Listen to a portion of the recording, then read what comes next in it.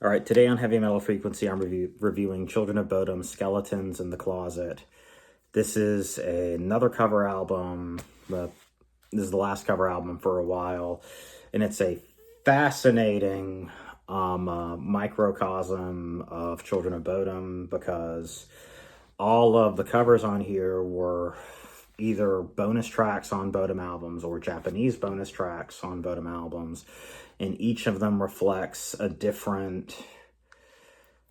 The word era gets thrown around a lot these days. So a different era of Children of Bodom, let's use that buzzword. And so looking out my back door was like 2008 Blood Drunk era Children of Bodom. And so that was during their period when they were a little bit more thrash forward, scooped mids, less melodies.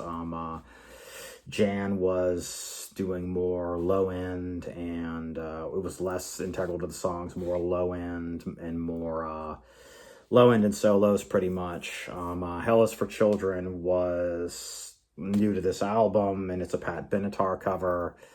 And the one thing I have with this is I wish Hell is for Children was a little bit slower.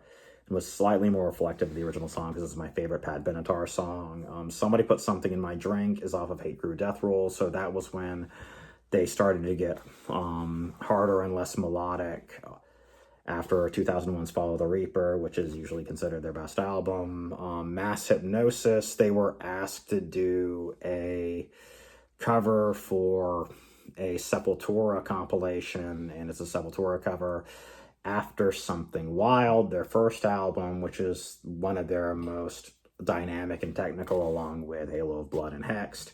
And so it has this kind of like atmospheric black metal, progressive metal, all kinds of different stuff. It's a very interesting song from all these different perspectives of a Sepultura cover. Don't Stop at the Top is also from the Something Wild era, but it's more straightforward for Something Wild era Bodom, and it's catchier, more Melodeath oriented. Silent Scream is scooped mids, Melodeath thrash, Hate Crew Death Roll 2003 era cover of a Slayer song. It reminds me of an interesting balance between Follow the Reaper and Hate Crew Death Roll as a Slayer song, and it's really, really cool. Just dropped in to see what my condition was in is a really interesting country cover, and they started doing these on this is a Blood Drunk era song, 2008, and this was when it was a more guitar driven,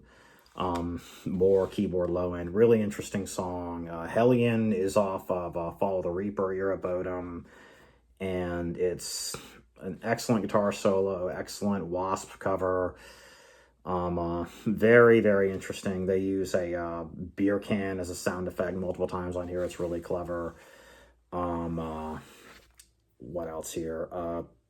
Aces High is they were invited to do an Iron Maiden cover album. They cover a lot of this in the booklet. You can look it up, but I'm going a little bit further here. And so the Aces High cover it reminds me of Follow the Reaper era. It was when it was a nice balance between guitar and keyboards equally. Rebel Yell was off of one of their greatest hits albums, and it is the first time Alexei did clean vocals on Children of Bodom. He did cleans one more time on the song Dead Man's Hand on You off of Halo of Blood. And so their cover of Rebel Yell is one of my favorite Bodom covers. No Commands is a cover of a thrash band called Stone. Root Latvia was in Stone, and then he joined Bodom. That was off of Hate Breeder, and it's more of a...